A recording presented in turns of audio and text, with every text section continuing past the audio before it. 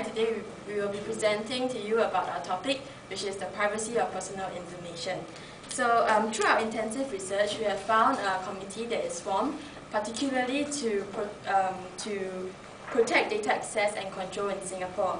They are the legal subcommittee of the National Internet Advisory Committee. This committee includes representatives from the government such as the AGC and the IDA, small medium enterprise companies, private sector laws, media, health service industry, and info communications industry. So the following role play will be based on a report from NIAC in year 2002. Okay.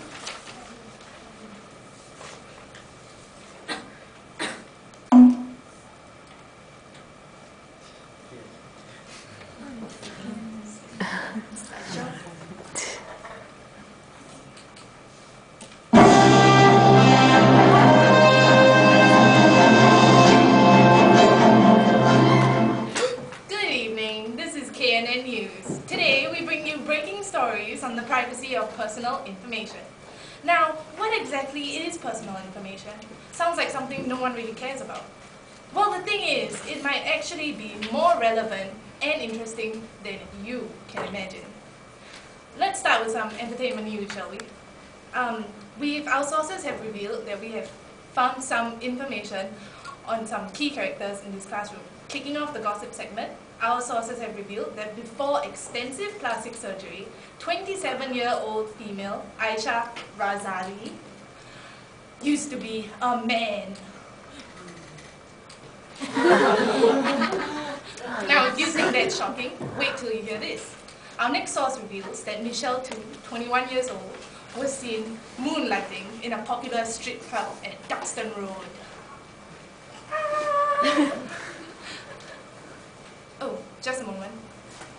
We're receiving some real-time groundbreaking news.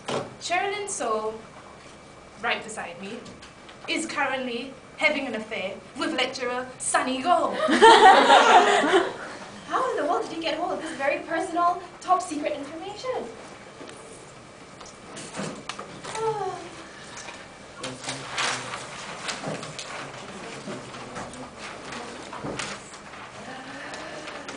Now we're looking at the live footage of protesters outside a media building. They are evidently outraged by the leakage of their personal information to the media without their consent.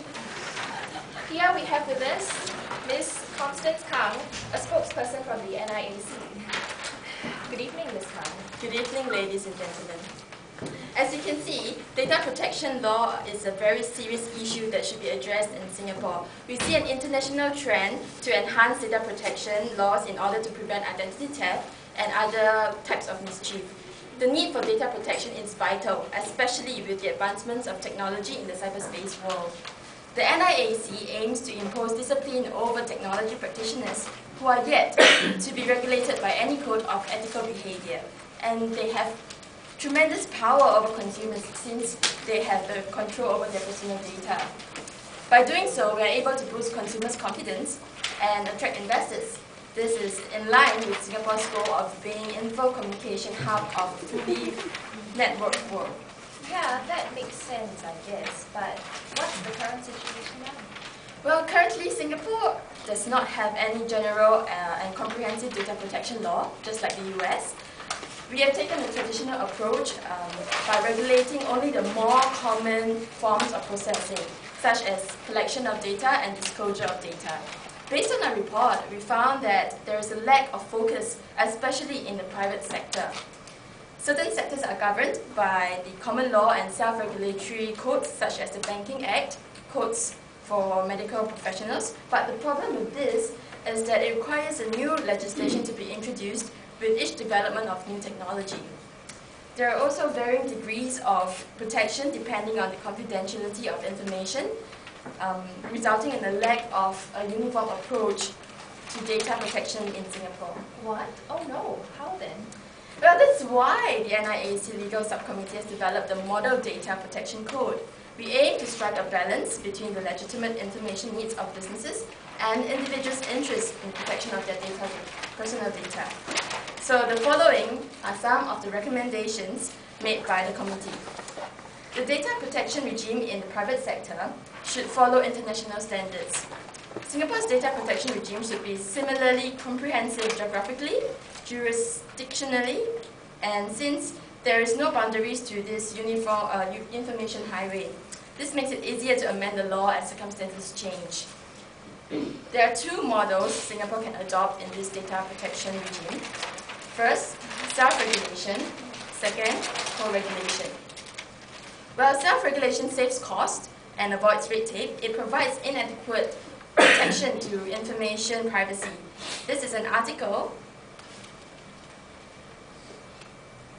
based on an Australian experience highlighting the dangers of relying only on self-regulation to data protection. Basically, what this article is trying to say is that a self-regulatory scheme will only be effective to the extent that businesses choose to become part of it. So if they choose not to become part of it, this scheme would fall. Yeah? So however, the co-regulatory model recognizes the importance of the government's role in this. It sees the government as in the best position to promote international cooperation and harmonization of the data protection schemes. Therefore, in the long run, self-regulatory data protection may not be effective in the private sector, as its effect is yet to be felt by the industry, by the consumers, and by the society as a whole. Ms. Kang, I'm sure it sounds very interesting to you, but how does it apply to people like you and me? Well, there are certain legal impacts on us. Should there be a more comprehensive data protection regime in Singapore? For one, no one will be calling you up just because you left your handphone number after joining a contest. Oh wow, that's awesome. With that, I won't have to leave fake numbers and fake names anymore. Okay. Also, our good friend Mr. Tan Ah Long will no longer be able to legally publicize the details of the debtor, such as putting "oh money, pay money," then the handphone number. If he does this kind of acts, right, it will be considered as an illegal act. And most importantly, the greatest impact is to signifying that personal information will be protected in Singapore, thus with greater awareness among people like you and me. Thank you, Ms. Kang, for that informative sharing. And now on to the weather today. Howdy, ladies and gentlemen. Today we'll be experiencing showers of personal information in most areas, so expect to see some exposing of some very personal information in areas right about with Cheng Hao's blood type being A+, and right about here with Alice's doctor being Victor's Family Clinic at block 168. I once heard he overcharged her for a fever.